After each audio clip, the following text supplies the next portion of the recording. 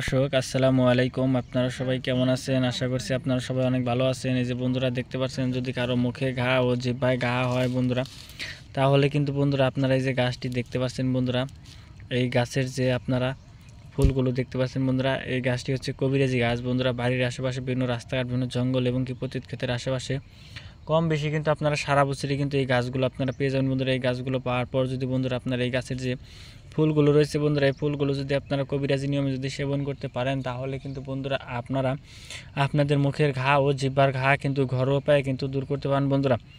এই গাছটি কিন্তু অত্যন্ত উপকারী একটি গাছ বন্ধুরা। গ্রামগঞ্জের কৃষকেরাই কিন্তু বাড়ির আশেপাশে এই গাছগুলো চাষ করে থাকে বন্ধুরা। আপনারাও চাইলে কিন্তু খুব সহজেই কিন্তু বন্ধুরা এই গাছগুলো কিন্তু চাষ করতে পারেন বন্ধুরা। দেখে নিন বন্ধুরা এই গাছটি। তো বন্ধুরা, এই গাছের ফুল আপনারা কিভাবে খেয়ে আপনাদের মুখের ঘা ও জিহ্বার ঘা ভালো করবেন ঘরোয়া উপায়ে বন্ধুরা, আপনাদেরকে আমি বিস্তারিত নিয়মটি বলে দিচ্ছি বন্ধুরা।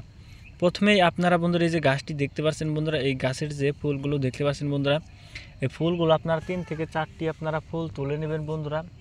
এবং তারপর আপনারা, প্রিয় দর্শক, তো দেখতে পাচ্ছেন বন্ধুরা, এই ফুলগুলো আপনারা প্রতিদিন সকালবেলায় খালি পেটে আপনারা মুখে নিয়ে যদি আপনারা দাঁত দিয়ে একটু নাড়াচাড়া দিতে পারেন, তাহলে কিন্তু আপনার মুখের ঘা ও জিহ্বার ঘা কিন্তু ঘরোয়া উপায়ে কিন্তু ভালো হয়ে যাবে বন্ধুরা। এই অত্যন্ত উপকারী এই গাছগুলো কিন্তু বাড়ির আশেপাশে আপনারা কম বেশি সারা বছরই পেয়ে যাবেন বন্ধুরা। যদি আমাদের এই ভিডিওটি ভালো লেগে থাকে, তাহলে বন্ধুরা অবশ্যই আমাদের এই ভিডিওতে একটি লাইক করবেন এবং কমেন্টে আপনাদের মতামত জানাবেন। ধন্যবাদ আপনাদের সবাইকে। আসসালামু আলাইকুম।